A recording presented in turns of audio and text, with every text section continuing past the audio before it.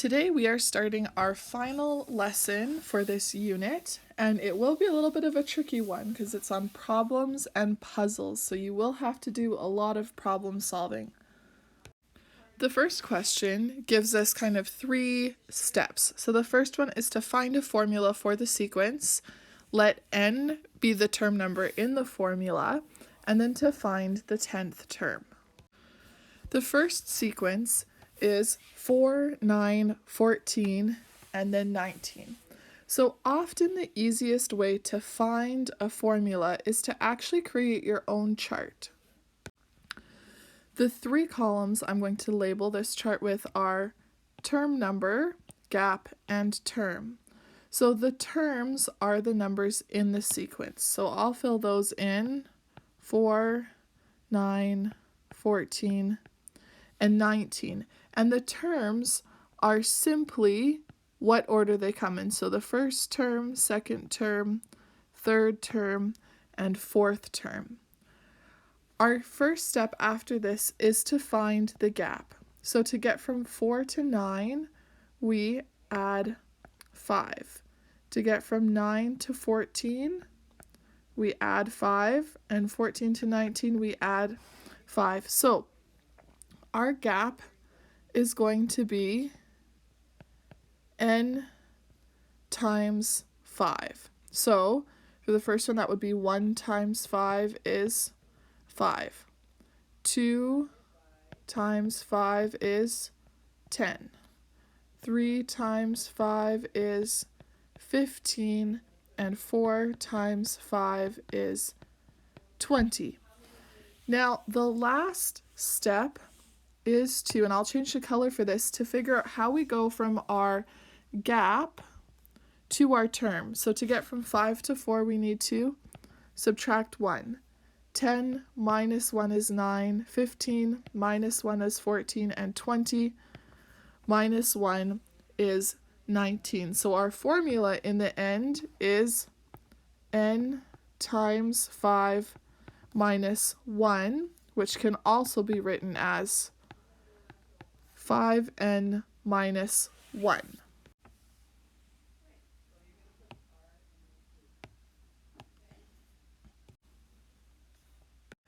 Now with this question, I will not do the whole question for you, but I will start you off. So it says, if the pattern continues, how many letters will appear in row K? And their hint is to write a sequence for the number of letters in each row and then write a rule. So I might actually make this into like a T table. So I could have my letter and then the number of letters in that row. So for A, there are 2 letters. For B, there are 3 letters. For C, there are 4 letters. D, there are 5 letters. E, there are 6 letters. So you could either just continue it, F, G, H, I, J, K, or you could see if there is a rule, right?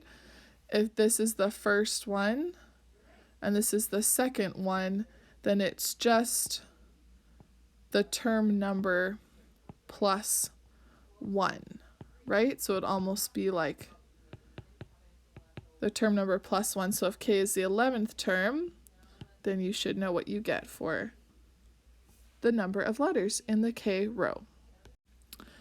For question 3, they give you a series of figures or shapes. So we've got our figure 1, figure 2, figure 3, and they ask you to do 4 things. So the first one is to write a sequence of the number of blocks. So for number 1, my sequence of blocks, well, I'd go, okay, how many blocks are in the first figure? 1, 2, 3, 4. So my first number will be the first figure. So it is 4. My second number will be the second figure. 1, 2, 3, 4, 5, 6. And my third figure has 8 blocks. So my third number is 8. Now, for the rule, At this point, we've transitioned, so a rule isn't going to be start at 4 and add 2 each time. It's going to almost be a math sentence with words. So we need to figure out what is our gap. So our gap is 2. So it's going to start with 2 times our figure number. And then once we have that figured out, so for the first one, 2 times 1 is 2, but there's actually 4 blocks. So I need to add 2 to get 4, which means that I need to add 2 to my, so my rule is 2 times the figure number plus 2. To change that into a formula or an algebraic expression, I just need to change my figure number to n. So 2 times n plus 2. They mean the same thing, but it's just 2 different ways to write it. And finally, for the fourth part, we need to figure out how many blocks are in the 15th figure. So if I have 2n plus 2, for the 15th figure, my n will be 15. So 2 times 15 is 30, plus 2 equals 32. So there would be 32 blocks in the 15th figure. For question number 4, they give you a pattern rule, so start at 4 and add 3 each time. And then you need to finish the formula. So for this, you can remember, so we have term equals the term number times something plus something. So remember, our gap is what we multiply by. So you'd have to look, if I start at 4 and add 3 each time, which number is the gap, and fill that in. And then once you have your gap, you can think of your first term. So your first term would equal 4. So it would be your term number, which would actually be 1, because it's the first term, times the gap plus question mark. So 4 equals 1 times whatever your gap is. Figure out what you would need to add on to make this equal 4, and that's the number that you will put in that last space. Part B is going to ask you to find the 23rd term in 2 ways. The first one is to substitute 23 as the term number. So if you finished off your formula in the first question, so you know what you're multiplying by and what you're adding, then what you would do is just change the term number to 23. So you'd go 23 times the gap plus whatever you need to add to make it go up to that right number. So if I was using the wrong formula, so I'm going to do it in red, and I said that my formula was 7n plus 2. If I wanted to find the 23rd term, then I would put 23 in place of n and figure out that that is 140 plus 21 is 161 plus 2 is 163. You guys can let me know whether I got that right or not. But that is how you would do for the first one. Just replace n with that number. The second way they ask you to solve it is to substitute n equals 20 and then continue the pattern. So I'm going to use my wrong formula again, which is why I've got my pen in red. But if I were to use my 7n plus 2 thing again, which is wrong, this time I would put 20 for n, and that would give me 140 plus 2, which is 142, and then I would keep going. So this would be my 20th term, 21st, 22nd, and 23rd. So then I'd go, okay, 142. Now it's going up by 3 each time. So I'd go, okay, 145, 148, 151. Oh, look. These are not the same, so that means my formula is wrong. But you will find the right formula. So for 5A, the first part asks you to complete the t-table. So they've got just kind of 1 through 6 on one side. And now we're dealing with exponents. So they're going, okay, 2 squared minus 1 squared, 3 squared minus 2 squared. You can see it's kind of the number bigger than it, and then minus it squared going down. So to solve this, if we remember that anything squared is it times itself. So 2 squared minus 1 squared is 2 times 2 minus 1 times 1. So that's 4 minus 1 is 3. And then if we did 3 squared minus 2 squared, well, 3 times 3 is 9, and 2 times 2 is 4. So 3 minus 4 is 5. Okay, I'll do one more with you, and then you're on your own. So 4 squared minus 3 squared. So 4 squared is 4 times 4, which is 16.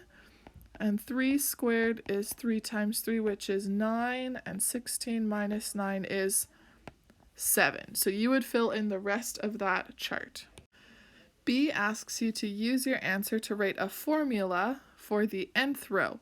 So that would be like if you cut out the middle part and you went 1 and 3, 2 and 5, 3 and 7. So you'd figure out what is your gap here. Well, it's plus 2, so it's going to be 2 times n. And then how do you get from 2 times n up to that actual number? What do you need to add? Okay, so this is not the finished formula. You'll need to add something else to it. Question C asks if 23 squared minus 22 squared will be in the 22nd or the 23rd row. So all you have to look at is go, okay, 23 squared. So if that's the first number, then what row would that be in? Okay? Which rows, if you see that the first number is the same as the third number. So which row will this connect to? I'm going to let you try and sort out questions D and E on your own, but it's just using your formula, so you have to decide, are you putting 22 for n, or are you putting 23 for n to find 23 squared minus 22 squared? And then for question E, you can use a calculator to calculate 23 squared minus 22 squared to try and find your correct answer. For number 6, they will give you a sequence of figures, and they give you 3 tasks. So the first job is to write the number of blocks in each figure as a sequence. So the first figure has 1, 2, 3, 4 blocks.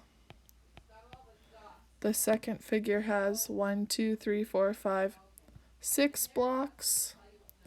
And the third figure has 1, 2, 3, 4, 5, 6, 7, 8 blocks. The next step is to write an algebraic expression. So if I have 1, 2, 3 is 4, 6, 8, my gap is 2, so I'm going to have 2n. And if my first term is 1, so 4 should equal 2 times 1 plus something.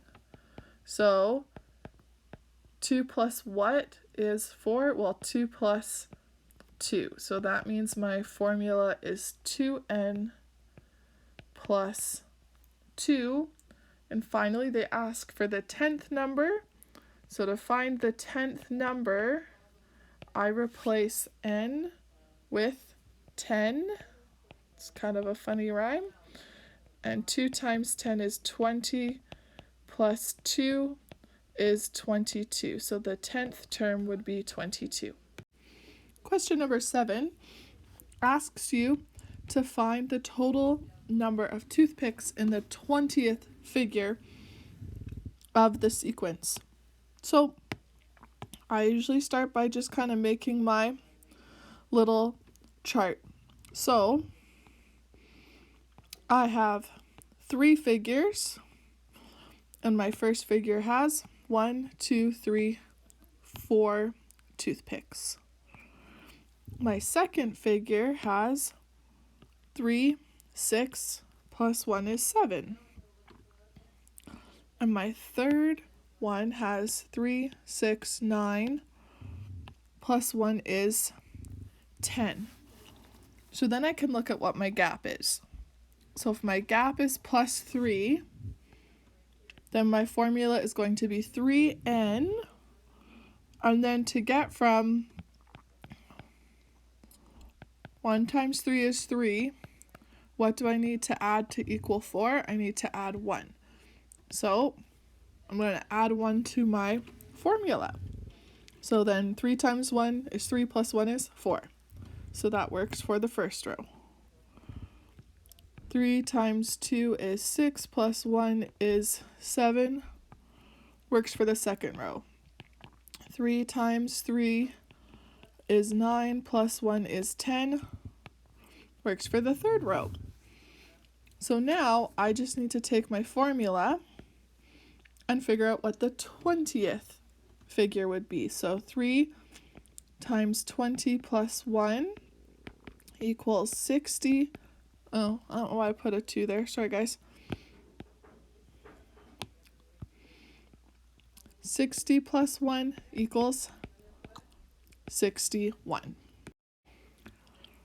For question number 8, they give you 3 pentagons with different numbers of dots on them, and they want to know how many dots there would be in figure 8. So to begin with, you would have your first 3 figures, and the first figure has 5 dots. The second figure has 1, 2, 3, 4, 5, 6, 7, 8, 9, 10 dots. And the third figure has 1, 2, 3, 4, 5, 6, 7, 8, 9, 10, 11, 12, 13, 14, 15 dots. So from this list, you would need to find a formula, and then you could substitute n equals 8 into your formula because you are trying to find the 8th figure, but I'll let you do those steps on your own. Now, question 9 is going to look a little bit confusing because all of a sudden we have fractions, but they're actually just going to get us to come up with one fraction for the one formula for the numerator and one for the denominator. So if we had our term number and then our second number was our numerator,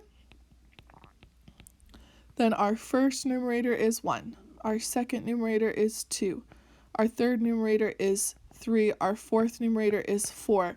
Now, the formula for this one is just that the term number, or the term equals the term number, so it's going to be n. So our formula to get the top number is just going to be n.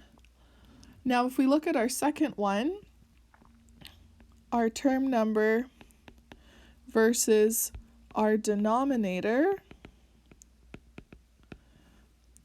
then we would have our first denominator is 2, our second denominator is 3, our third denominator is 4, our fourth denominator is 5.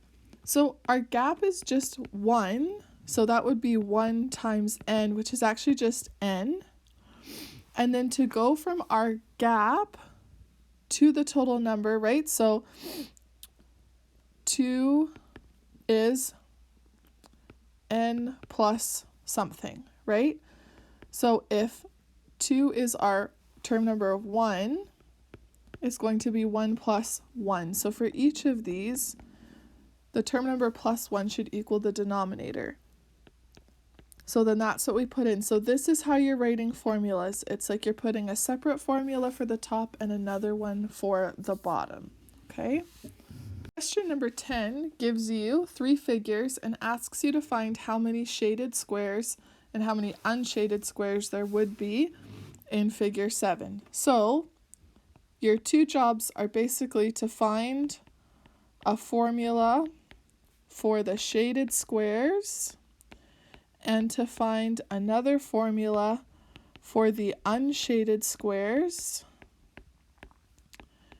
And then once you have found both of those formulas, you're going to make n equal 7 so that you can find how many shaded and unshaded squares. So usually when we're making a formula, start by making a t-table and then find the gap and then see what you need to add or subtract to the gap.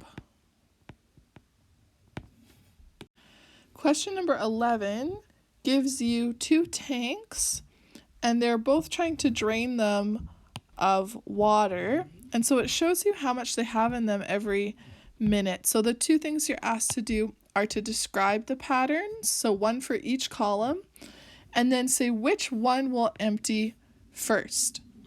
Now, when you're describing the patterns, we'll just look at the gaps, right? So if we look at the first column, 500 to 460, it's going down 40 liters. Then for the next one, it's going down 40 liters. And then 420 to 380, it's going down 40 liters. But it looks different. The first one, it's going down 10 liters.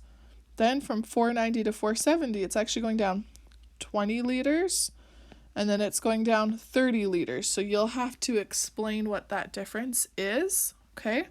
So you don't have to write a formula or a rule, just describe how that change is happening, and then figure out which one is going to empty first if that pattern continues. We've gone over quite a few problems, so for numbers 12 and 13, based on what we've learned, you should be able to kind of keep drawing to find the next pattern and use your problem solving skills to try and answer all of the questions.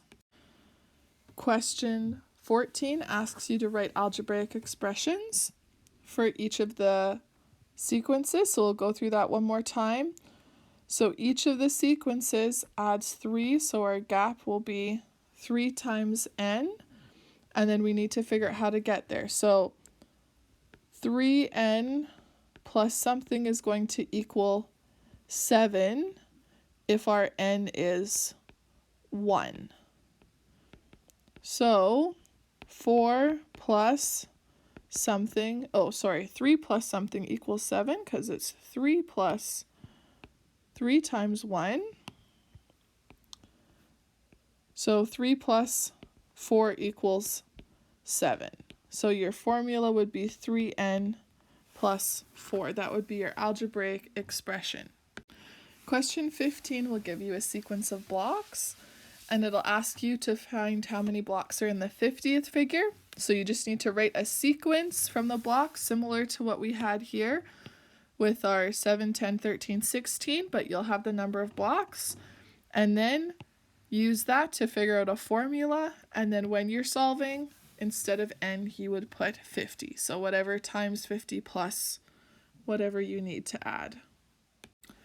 For the rest of the questions, I'm actually going to ask you to try your best to solve them on your own. If you are stuck and you can't figure out how, that means that you really need to reach out to me so that we can have a Zoom meeting, and there might be several people that have these questions so that we can go over them together and help you go through those problem solving steps. But I'd like you to be a little bit more involved in that. So either you are figuring it out on your own or you're contacting me for a Zoom meeting, and then I can let you be more involved in deciding what steps we will take to solve these problems. I will have a few of the questions in the Google form for you to show that you are able to do them. And other than that, study up, because I will be giving you a kind of quiz notes version of a video before we head to our final assessment.